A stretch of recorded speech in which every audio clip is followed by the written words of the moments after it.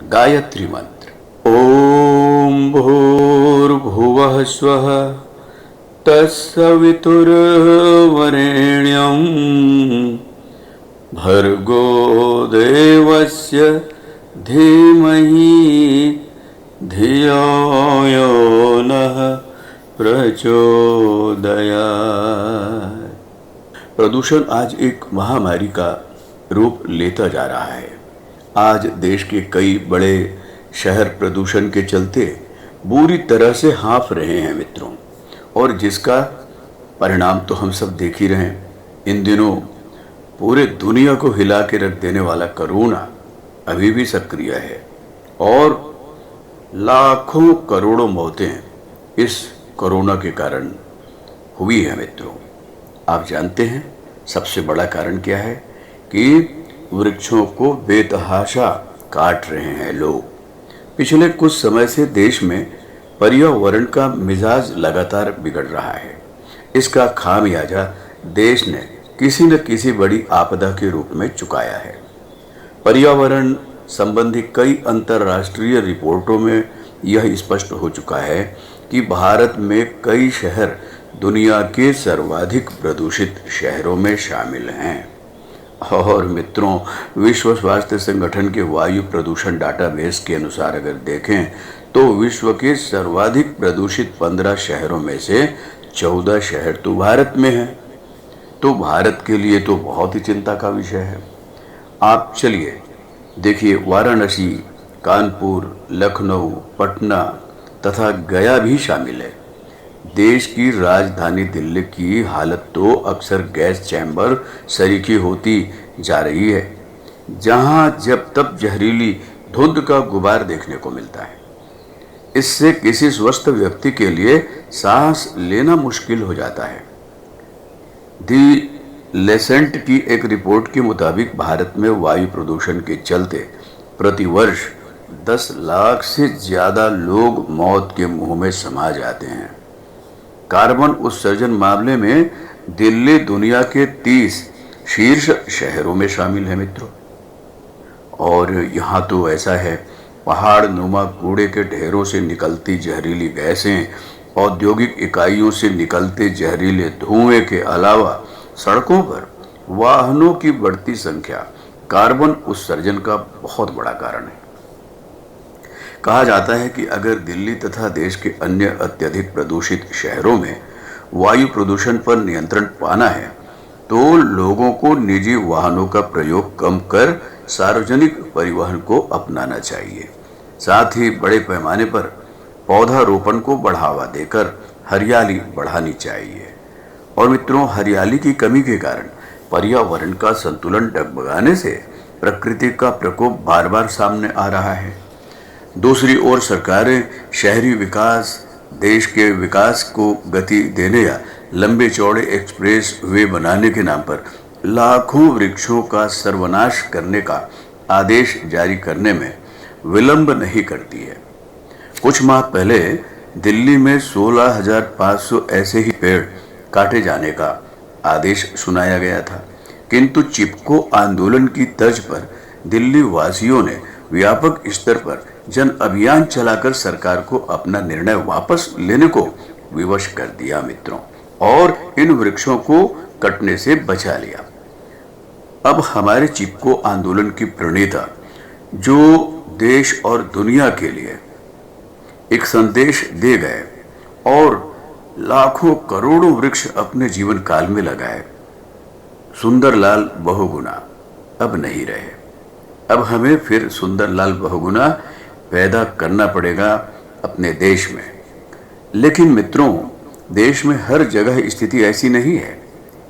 हिमालयी क्षेत्र हो या गंगा तथा उसकी सहायक नदियों के जल ग्रहण क्षेत्र, हर जगह हजारों की संख्या में विशालकाय वृक्ष बेरहमी से काटे जा रहे हैं। और 4 धाम यात्रा के नाम पर, सड़कों के चौड़ीकरण के नाम पर करीब 900 किलोमीटर के दायरे में वर्षों पुराने लाखों हरे भरे वृक्ष काट डाले गए। मित्रों, माना कि देश के विकास को रफ्तार देने के लिए चौड़े एक्सप्रेस वे बनाना समय की मांग है, किंतु सरकारी मशीनरी इस बात का जवाब कब देगी कि विकास के नाम पर बेरहमी से देश भर में लाखों वृक्षों के विनाश के चलते पर्यावरण संतुलन बिगड़ रहा है। ऐसे में हरे भरे वृक्षों के विनाश के कारण मानव सहित समस्त प्राणी जगत का जीवन कैसे सुरक्षित रहेगा? जीवन ही सुरक्षित नहीं रहेगा तो यह विकास किस काम का? हम क्यों नहीं समझना चाहते कि जैसे जैसे सघन वनों का दायरा घटेगा, देश में बाढ़, सूखा, स्माग जैसी प्राकृतिक आपदाओं का दायरा बढ़ता जाएगा। मित्रों, वृक्ष न केवल हमें भावनात्मक तथा आध्यात्मिक शांति प्रदान करते हैं, बल्कि मिट्टी को रोके रखकर हमें बाढ़ के खतरे से बचाते हैं। ये कार्बन डाइऑक्साइड को अवशोषित कर आसपास के वायुमंडल को स्वच्छ रखते हैं और वर्षा कराने में महत्वपूर्ण योगदान देते हैं। विषैले पदार्थों को अवशोषित करते हुए पोषक तत्वों का नवीनीकरण करते हैं, हमें खाद्य सामग्री तथा औषधियां उपलब्ध कराते हैं। साथ ही ये हमें उत्तम स्वास्थ्य भी प्रदान करते हैं तथा वन्य जीवों को आश्रय प्रदान करते हैं। फिर भी हम नहीं चेत रहे हैं। और मित्रों, वायु प्रदूषण हो या जल प्रदूषण अथवा भूक्षरण, इन समस्याओं से केवल ज्यादा से ज्यादा वृक्ष लगाकर ही निपटा जा सकता है। तो फिर आप और हम क्या कर रहे हैं? अब तो चेत जाएं। कोरोना जैसे महामारी संकट के चलते वृक्षों की कमी का खामियाजा हम सबको भुगतना पड़ रहा है। अब तो हर व्यक्ति अपने पूर्वजों की स्मृति में और अपने जन्मदिन की खुशियों को वृक्षारोपण में बदलें। हर व्यक्ति 5-5 वृक्ष लगाएं तो अभी भी हम पर्यावरण संकट से उबर सकते हैं मित्रों। और आइए मित्रों, एक अन्य रिपोर्ट को देखें तो किसी भी वृक्ष के वजन में 1 ग्राम की वृद्धि से ही उससे 2.66 ग्राम अतिरिक्त ऑक्सीजन मिलती है। और सघन वनों का दायरा सिमटते जाने के कारण ही वन्यजीव शहरों, कस्बों का रुख करने पर विवश होने लगे हैं। और इस लिहाज से अगर देखा जाए तो मित्रों, हमारे देश में करीब 35 अरब वृक्ष हैं और प्रत्येक व्यक्ति के हिस्से में केवल 28 वृक्ष आते हैं। यह आंकड़ा सुनने पढ़ने में तो बहुत अच्छा लगता है, लेकिन ये पर्याप्त नहीं है मित्रों। ये तो सघन वनों में है ना अधिकांश वृक्ष, ना कि शहरों में या कस्बों में। वृक्षों की अंधाधुंध कटाई के कारण सघन वनों का क्षेत्रफल भी तेजी से घट रहा है। तो वातावरण को शुद्ध बनाए रखने के लिए हम सब वृक्षारोपण करें मित्रों, और वृक्ष देवता की प्रार्थना करें। आपने घर बहुत देखे होंगे, लेकिन मैं आज आपको एक ऐसे घर से मिलाता हूँ जिसे घर ना बोल करके सृजन की टकसाल बोला जाए तो कुछ गलत नहीं होगा। एक यात्रा के संदर्भ में इंदौर आना हुआ और हमारे साथ में है इंदौर में कार्यरत जॉइंट डायरेक्टर बाल एवं महिला कल्याण विभाग की जॉइंट डायरेक्टर हैं आप, डॉक्टर संध्या व्यास। और आश्चर्य का विषय है कि एक घर को कैसे हम बहुत बड़ी प्रयोगशाला बना सकते हैं। लोगों के पता नहीं दिमाग में आता कि बाहर घरों को प्लास्टिक से सजाएं, नकली फूलों से सजाएं, लेकिन इनका पूरा घर देखिए आप, इन्होंने अपने पूरे घर को पौधों से सजा रखा है। ऐसे छोटे छोटे बच्चों की तरह खिलखिलाते हुए मासूम से बच्चे, और इनका ये आइडिया न सिर्फ इनके लिए बल्कि इस कॉलोनी में रहने वाले बाकी आने जाने वाले लोगों के लिए बहुत अलग चीज़ है, क्योंकि इनके आइडिया निकल करके आया कि हम लोग क्यों नहीं ऐसा करें कि एक गिफ्ट शॉप बनाएं और उसमें जितने भी लोग हैं वो अपने परिजनों को किसी अवसर पर ये गिफ्ट करें। और वो गिफ्ट क्या करें? पेड़ करें, क्योंकि दुनिया का हर गिफ्ट, हर उपहार समय के पश्चात समाप्त हो जाता है, लेकिन ये ऐसा उपहार है कि यदि आपके जीवन में एक बार आ गया तो ये बढ़ता ही जाएगा, ये कभी समाप्त नहीं होने वाला है। और पता नहीं इनका आइडिया कहाँ से था, लेकिन इससे सुंदर नहीं हो सकता। फूलों की ऐसी दुकान कहीं नहीं देखेंगे आप। ये आपके घर में सृजनात्मकता को भी भरेगा, हरियाली को भी बढ़ाएगा, और माँ धरित्री को इससे सुंदर उपहार उसके पुत्र पुत्रियों द्वारा दिया ही नहीं जा सकता। आप इस पूरे दृश्य को देखिए, आप अद्भुत रह जाएंगे। एक स्थान इन्होंने नहीं छोड़ा है जहाँ पर पेड़ ना हो। ये गेट है, गेट के बाहर भी इन्होंने करा। अंदर यदि हम लोग निकल करके आते हैं तो आप देखिए कितनी सुंदर दुकान है यहाँ पर, कितने बढ़िया। और ये सारे नकली फूल नहीं है, देखने से आपको लगेगा जैसे नकली है, लेकिन सारे असली हैं। एक वृक्ष इनमें असली है और छोटे छोटे अलग तरीके से इनको सजाया गया है। आप आएंगे तो देखेंगे कितनी सुंदर आकृति है, इसको इन्होंने तैयार किया, यहाँ पर इनको रखा गया। यदि कोई बच्चा भी यहाँ आएगा तो उसको मिलेगा, बड़ा व्यक्ति आता है तो उसको मिलेगा। और ये पूरी दुकान, इतनी खूबसूरत दुकान, इतने बढ़िया पेड़, इतने खूबसूरत पेड़ कि यदि आप आएँ तो इनको खरीदे बिना नहीं रह सकते। और मैं समझता हूँ कि यदि ऐसे हम लोग विचार लेकर के चले तो वो दिन दूर नहीं है जब हमें हरियाली की समस्या नहीं होगी, हमें सोचना ही नहीं पड़ेगा किसी को उपहार देना है। हमारी एक समस्या हो जाती है कई बार कि हम किसी को उपहार क्या दें। अब कल्पना करिए, आप देखिए छोटा सा झूला इसमें लगा हुआ है, गांव का एकदम कुएं का एक दृश्य है। आप ये यहाँ से पेड़ ले जाएं और यहाँ आने के बाद आपको सोचना नहीं पड़ेगा कि किसी का जन्मदिन है या किसी की एनिवर्सरी है। तो हमारे कई बार बड़ी कंफ्यूजन रहते हैं, कौन सा कार्ड लें, क्या उपहार लें। यहाँ कोई आपको कंफ्यूजन नहीं। यदि आप देखेंगे तो हर दीवार पर इन्होंने ये कर रखा है, हर जगह केवल वृक्ष हैं, छोटे छोटे आकृतियां, छोटे छोटे चेहरे हैं और पूरे घर को इन्होंने एक प्रयोगशाला के रूप में, दीवार के रूप में तैयार कर दिया। आप इधर का दृश्य देखें, ये दृश्य अद्भुत है। यदि कोई व्यक्ति अंदर में घुसेगा, मेरा मन वो अंदर जा ही नहीं पाएगा।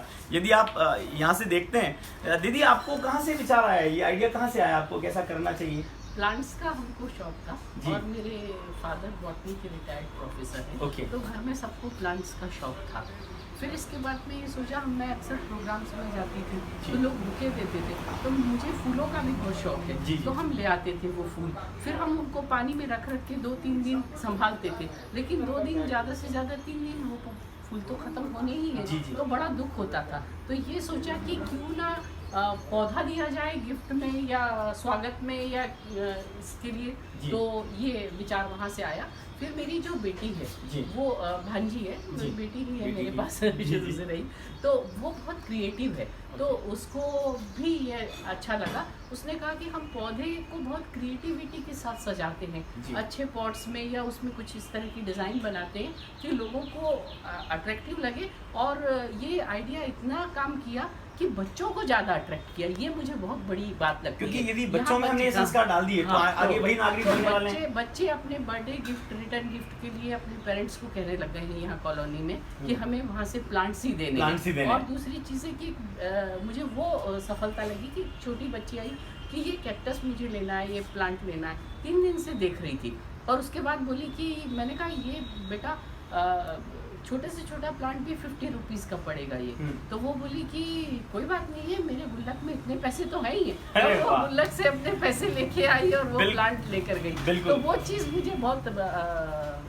मैं समझता हूँ एक बहुत क्रांतिकारी ये विचार है, और इस विचार ने यहाँ कम से कम इंदौर की इस कॉलोनी का पूरा नक्शा बदल के रख दिया है। आप बहुत सारे पेड़ देखेंगे और यहाँ से हम लोग एक विचार लेकर के आज निकलें, क्योंकि यदि हमसे कई बार पूछा जाता है कि हम इस संसार में क्यों है, ईश्वर की हमें भेजा गया तो हमारी ड्यूटी क्या है, और मैं समझता हूँ उसका एक सबसे श्रेष्ठ उत्तर हो सकता है कि ईश्वर की बनाई हुई इस सृष्टि को और खूबसूरत हम लोग कैसे बना सकते हैं, और उसका सबसे बेहतरीन उपहार कोई है तो पेड़ हैं, वृक्ष हैं, पौधे हैं।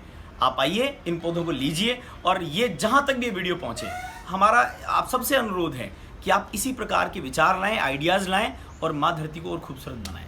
बहुत बहुत धन्यवाद, थैंक यू।